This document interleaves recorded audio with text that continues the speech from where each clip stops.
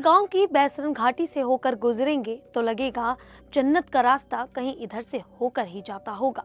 देवदार के ऊंचे ऊंचे पेड़, पहाड़ों से घिरा एक मैदान और मैदान पर फैली नरम नरम हरी हरी घासें।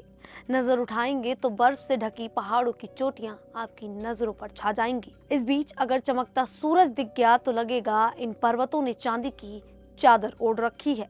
लेकिन आज पहलगाम की ये बैसरन वादी खून और आंसुओं से लथपथ है। ये घाटी सिसक रही है।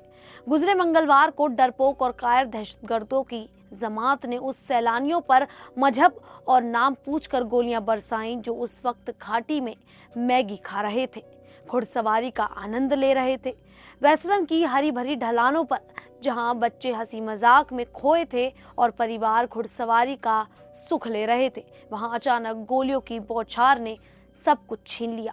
मजहब पूछकर की गई इस क्रूर हत्या ने 28 मासूम जिंदगियों को निगल लिया। नमस्कार, मैं शालिनी और आप देख रहे हैं द न्यूज़ 15। पहलगाम के हमले का जिक्र करते हुए हमारे सामने तस्वीर आती है इजराइल में 7 अक्टूबर 2023 की हुए आतंकी हमले की। ठीक ऐसे ही पैटर्न इजराइल में हमास के आतंकवादियों ने अपनाया था जब उन्होंने 1200 लोगों को मार डाला था। इसमें 250 वो इजरायली भी थे जो रेम के पास नोवा म्यूजिक फेस्टिवल में शिरकत कर रहे थे। इसके अलावा हमास आतंकियों ने 250 इजरायलियों को बंधक भी बना लिया। ये दोनों ही मामले ऐसे थे जब नफरत में आकंठ डूबे हुए आतंकियों ने उन निहत्थे और निर्दोष नागरिकों को निशाना बनाया जो खुशी के पल बिता रहे थे। पहलगाम में पाकिस्तान से पोषित TRF के आतंकियों ने सैलानियों से उसका धर्म पूछा, कलमा सुनाने को कहा और गोली मार दी। मरने वालों के नाम हैं मनोज नाथ और शिवम मोगा कर्नाटक से, लेफ्टिनेंट विनय नरवाल हरियाणा से, शुभम द्विवेदी यूपी से, दिलीप ढेसले और अतुल मोहने महाराष्ट्र से, सुदीप नेवपानी नेपाल से, बिटन अदकेरी उदवानी कुमार UAE से, संजय लेले हिम्मत कलाथे, प्रशांत कुमार मनीष रंजन हैदराबाद से, रामचंद्रन शालिंद्र कल्पिया, दिनेश मिरानिया छत्तीसगढ़ से, सैयद हुसैन शाह कश्मीर ही से थे और ये इकलौते मुसलमान थे। 7 अक्टूबर 2023 को इजराइल में हुए हमले में हमास के आतंकियों ने भी यहूदी नागरिकों को भी इसी तरह चुन चुन कर मारा था, खासकर उन समुदाय को जो गाजा सीमा के पास के थे। दोनों हमलों में आतंकियों की मजहब के आधार पर चुनने की नीति स्पष्ट रूप से दिखी। सूत्रों के अनुसार आतंकियों ने शरीर पर कैमरे लगा रखे थे। उन्होंने पूरी घटना की वीडियोग्राफी की।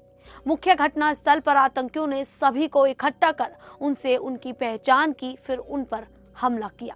हमास आतंकियों ने इजराइल में हुए उस हमले को अंजाम देने के लिए रॉकेट, बैराज, पैराग्लाइडर और वाहनों के जरिए इजराइल में घुसपैठ की थी। उनकी संख्या सैकड़ों में थी। पहलगाम के बारे में माना जाता है कि यहाँ 4 से 6 आतंकवादियों ने सेना की वर्दी पहनकर सैलानियों पर अटैक किया। रिपोर्ट के अनुसार आतंकवादियों ने इस जगह की पहले से ही रेकी की थी। जम्मू कश्मीर में अभी पर्यटकों का सीजन है। पहलगाम की बैसरन घाटी में इस वक्त पर्यटकों की आमद जबरदस्त है। यहाँ बड़ी संख्या में पर्यटक मौजूद थे। ये जगह अपेक्षाकृत शांत मानी जाती है, इसीलिए यहाँ सुरक्षा तैनाती नहीं थी। आतंकियों ने इसी का फायदा उठाया और पहलगाम पर हमला किया। हमास का हमला इजराइल फिलिस्तीन संघर्षों को भड़काने और क्षेत्रीय अस्थिरता पैदा करने का प्रयास था। इसी तरह पहलगाम हमला TRF की भड़ास का परिणाम था। बता दें कि जम्मू कश्मीर में तेजी से हालात सामान्य हो रहे थे।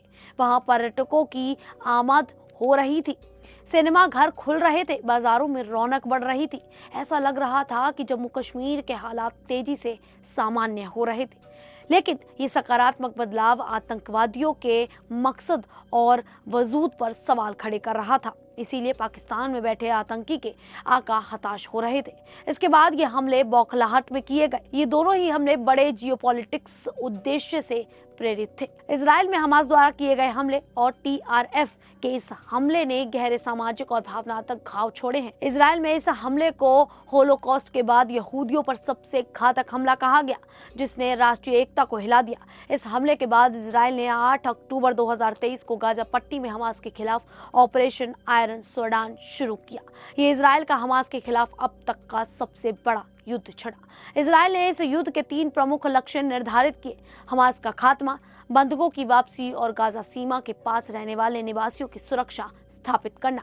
लगभग 18 महीनों की इस जंग में इजराइल ने पूरे गाजा को तहस नहस कर दिया।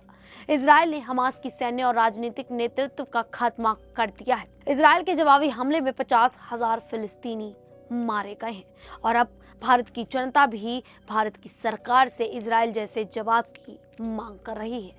खैर, इस पूरे मामले को लेकर आप लोगों को क्या लगता है कि आखिरकार सरकार इसका बदला पाकिस्तान से कैसे ले? आप हमें अपनी राय कमेंट करके जरूर बताइएगा। फिलहाल अभी के लिए इतना ही, फिर हाजिर होंगे ऐसी ही देश और दुनिया से जुड़ी बड़ी खबरों के साथ। तब तक के लिए देखते रहिए द न्यूज़ 15।